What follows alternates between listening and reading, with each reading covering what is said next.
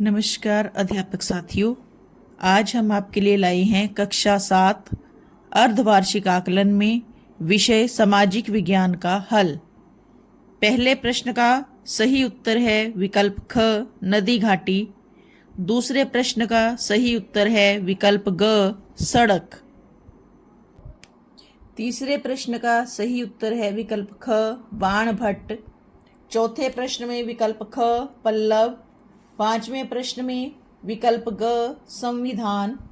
छठे प्रश्न में महान कवि भारवी विक्रमादित्य के दरबारी कवि थे, यह गलत है। सातवें में कन्नौज, आठवां गलत। नौवें में 0.5% हिस्सा ही परपटी है, 10वां सही। 11वां शैलों के उपयोग सड़कें, घर व इमारत बनाने में। शैलों में ही अधिकतर खनिज पाए जाते हैं। शैलों से ही सुंदर मूर्तियां व खिलौने बनाए जाते हैं। पल्लव काल में पहाड़ों व चट्टानों को काटकर मंदिरों का निर्माण किया गया था। इनमें किसी अन्य निर्माण सामग्री का उपयोग नहीं किया गया। इनमें देवी देवताओं की सुंदर मूर्तियां बनवाई गई। पशु पक्षियों का भी दीवारों पर सजीव चित्रण किया गया। वैदिक साहित्य में 4 वेद हैं, ऋग्वेद, यजुर्वेद, अथर्ववेद और सामवेद। भारतीय जीवन पद्धति का मुख्य आधार है वसुधैव कुटुंबकम। इसके अनुसार धरती हमारा घर है और इस पर रहने वाले सभी मनुष्य हमारा परिवार हैं। हमें एक दूसरे के सुख दुख के विषय में सोचकर ही कोई काम करना चाहिए। हमें सरकार को कर इसलिए देना चाहिए क्योंकि कर द्वारा प्राप्त धन से ही सरकार जन कल्याण व विकास के लिए आवश्यक कार्य करती है। इसी धन से देश की रक्षा के लिए सेना की आवश्यकताएं पूरी की जाती हैं। स्कूल, कॉलेज, अस्पताल, पार्क व सड़कें बनाई जाती हैं।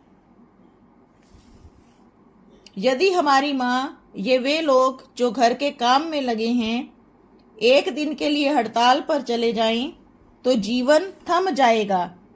न तो खाना बनेगा, न घर का कोई अन्य काम होगा और ना ही हम समय पर कोई अन्य काम कर पाएंगे। अपक्षय और अपर्दन में अंतर। भूमि की ऊपरी परत पर जल, पवन एवं हिम जैसे विभिन्न घटकों के द्वारा होने वाले कटाव को अपर्दन कहते हैं। अपक्षय शैलों का एक दूसरे से टकराकर टूटना व छोटे कणों में बदल जाना अपक्षय कहलाता है। पहले शैलों का अपक्षय होता है, फिर इनको हवा, पानी और बर्फ अपने साथ एक स्थान से दूसरे स्थान पर ले जाते हैं। पवन किसे कहते हैं? उच्च दाब क्षेत्र से निम्न दाब क्षेत्र की ओर वायु की गति को पवन कहते हैं। ये मुख्यतः 3 प्रकार की होती हैं। स्थायी पवनें, ये वर्ष भर लगातार एक निश्चित दिशा में चलती हैं, व्यापार में सहायक होती हैं। इन्हें पश्चिमी पवनें और पूर्वी पवनें भी कहते हैं। व्यापारिक जहाज इन्हीं के सहारे गति करते थे। मौसमी पवनें, ये पवनें विभिन्न ऋतुओं में अपनी दिशा बदलती रहती हैं, जैसे भारत में मानसून पवनें। स्थानीय पवनें, ये पवनें किसी छोटे क्षेत्र में वर्ष या दिन के किसी विशेष समय में चलती हैं, जैसे स्थल व समुद्री समीर। कन्नौज पर अधिकार के लिए पाल, प्रतिहार व राष्ट्रकूट वंश में संघर्ष क्यों होता था? क्योंकि कन्नौज उस समय उत्तर भारत के केंद्र में था और एक प्रमुख और विकसित नगर था।